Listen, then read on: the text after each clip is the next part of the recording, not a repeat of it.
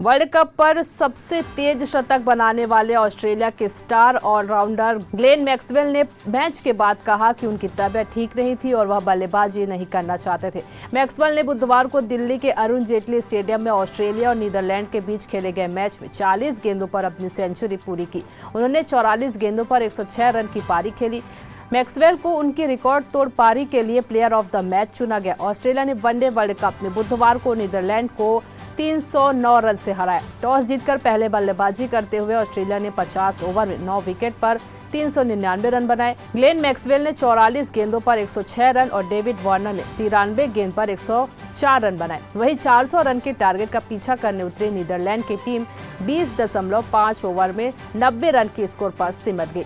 Match के बाद Maxwell ने कहा कि मैं पूरी तरह से ठीक नहीं हूं। जब ड्रेसिंग रूम में था तब बल्लेबाजी नहीं करना चाहता था। जब मैं यहां पहुंचा तो मुझे ठंड लग रही थी और आज क्रीज पर आने से पहले मैंने खुद से ज्यादा उम्मीद नहीं लगाई थी।